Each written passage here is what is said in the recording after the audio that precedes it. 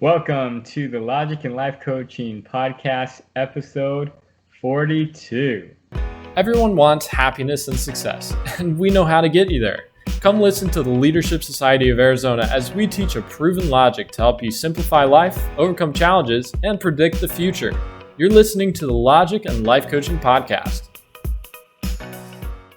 Welcome to the Logic and Life Coaching Podcast. My name is Chuck Solanas, and I'm joined by our special guest, Dr. Jacob Kashiwagi. Hi, Chuck. Where is Kashiwagi from? I know it's from the country of Japan, but what in specific, what town or area do you think it comes from? Or do you know that? Yes, Kashiwagi. It's actually this really unique island off of Japan.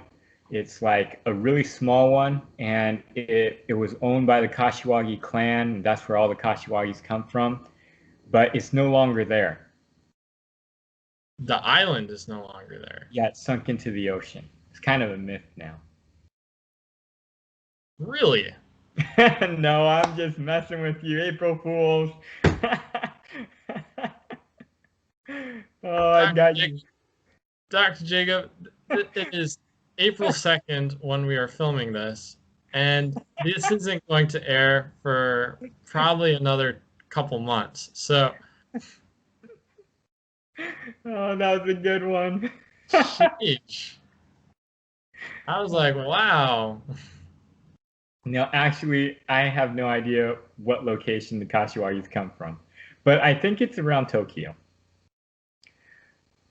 The Kashiwagi lineage is actually one that goes back to the samurais, which, for those of you who don't know, only the samurais actually had a last name. So you actually kind of had to be in the ruling class. That's the samurais, the ruling class, to have a last name.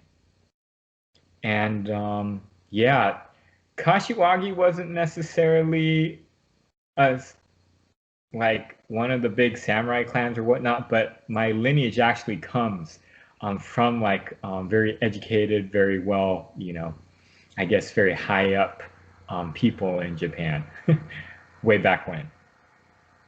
Very cool. Yeah. Very, very cool. Awesome. Well, thanks for that little lesson, the fake lesson, and then I think the real one.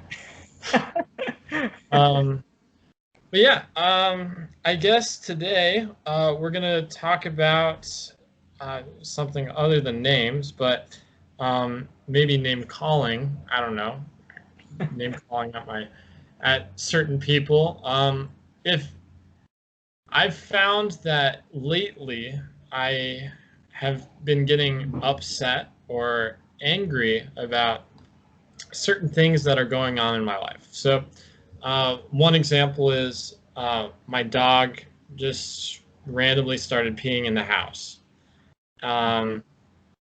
Actually, probably not so random. We didn't let him out. He started peeing there, and then he got in the habit, got used to it. And so it's a trigger for me because it's been hard for me to train him to not pee in the house. And so I've gone to all these different lengths to make it so he doesn't pee in the house. I've closed specific doors. I've put orange peels, which apparently dogs don't like citrus. So if there's a citrus smell, then they don't want to pee around there. I've tried getting up at weird hours of the night just to let him out. And lo and behold, he would keep peeing. But I guess he's in a dry spell, at least in the house. So, but that's one example. And then another example is just with my kids. I guess I expect some peace and quiet while I'm either working or I'm watching a movie, and that just doesn't happen. And so I get a little frustrated because I have this expectation that my kids are going to be quiet, or they're going to be happy and content with their toys, or watching whatever TV show that they're into. But they want my attention, and that's a little hard for me because I don't know that I can give it to them. So, what do you recommend? How do you recommend that I fix this? This is very interesting. With your dog peeing in the house, sounds like you got a big issue there. Unfortunately, I'm not a dog expert, but dogs and people are somewhat similar. You know, especially dogs and little children. I mean, they have somewhat of a same type of personalities and natural laws that deal with them. But the first thing that comes to mind is it seems like you need to find an expert dog trainer. An expert dog trainer? Yeah, they might be able to really help you. There's a lot of people who have proven methods that when they work with your dog, they definitely can get the dog to obey and to do the things that you need them to. I have one in mind that you can call. His name is Cesar Millan. I think they call him the dog whisperer. And from all the footage I've seen, this guy's an expert.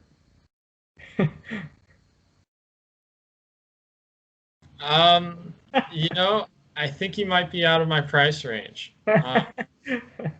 He might be, but I'm sure there is a dog expert whisperer person in your neighborhood somewhere.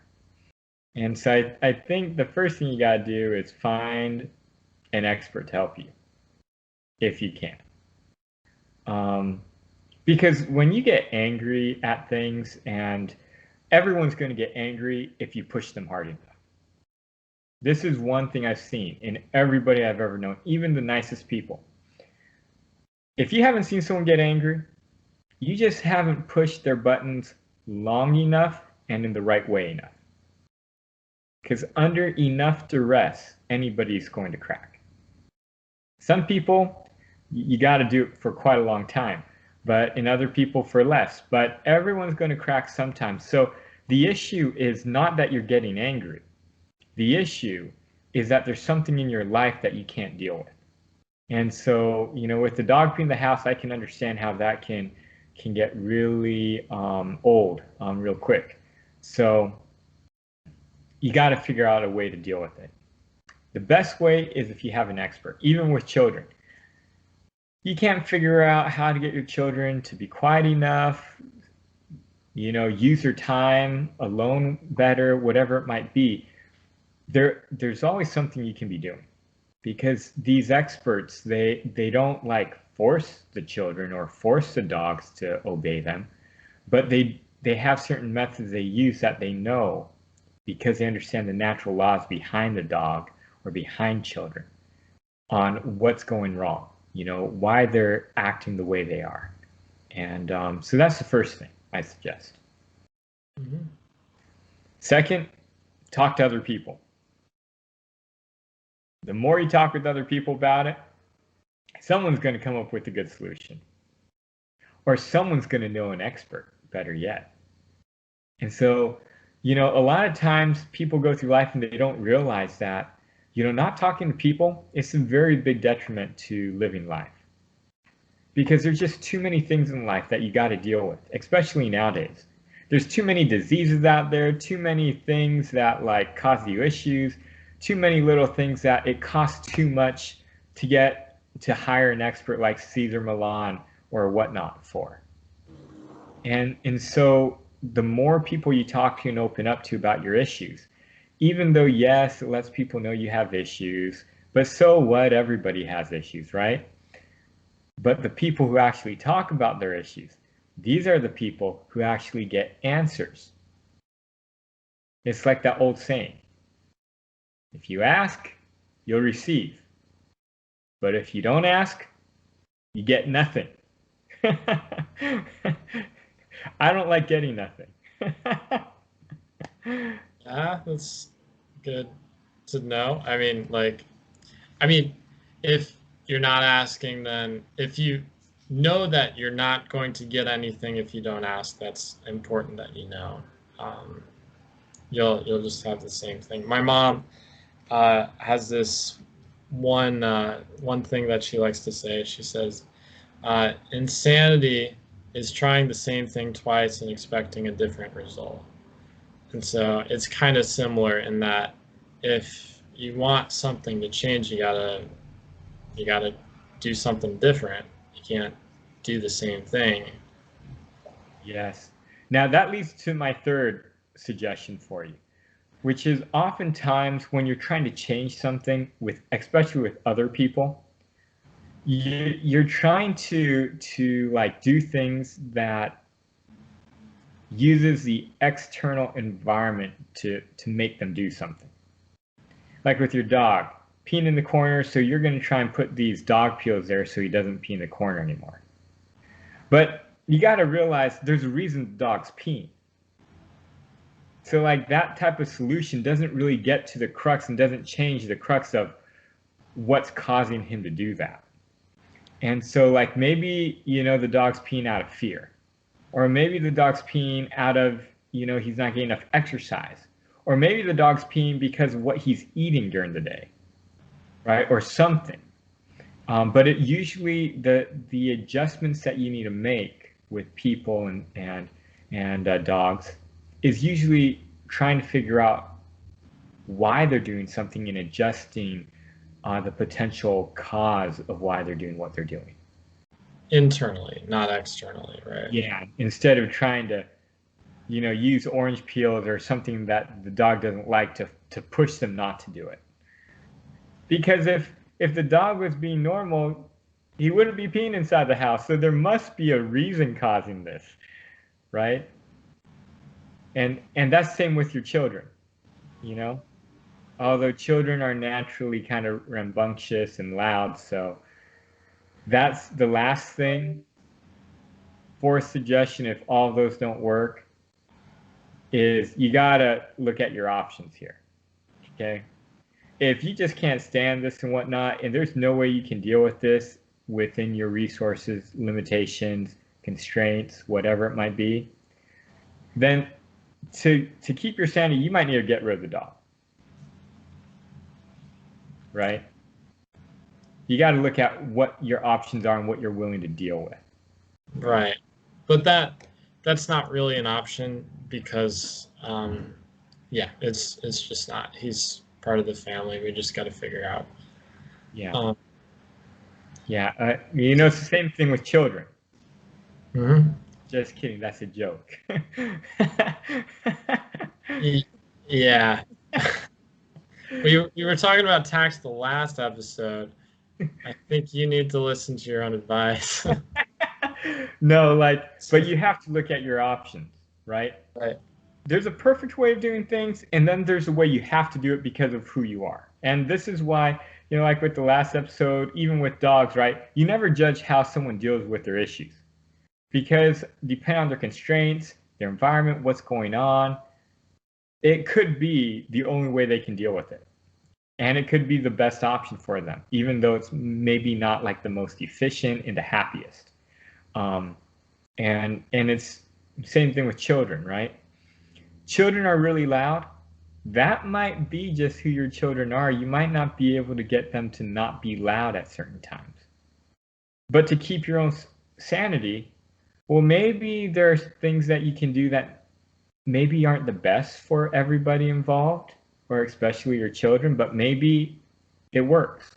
So like maybe you give them candy or treats to get them to be quiet for the time, or let them watch television or Cocomelon for my son. And yeah, is it the best thing for my son to be watching Cocomelon all day long? No. But is it the only thing we can do to keep our sanity sometimes? Yes. So you have to weigh your options, and you have to figure out, well, the constraints of your children and your dog, your own constraints, and somewhere in between is the right solution for you, even though it might not be the perfect way of doing things. Got it. Well, I appreciate it, Dr. Jacob. Thank you for your time, and Thank you, listeners, for listening and viewers for watching. Have a good day. Thank you for listening to the Logic and Life Coaching Podcast. It would be great if you could take a moment to write us a review. For any questions, comments, or topics that you would like to have addressed on the show, email the team@leadaz.org. To learn more about the Leadership Society of Arizona, visit us at leadaz.org.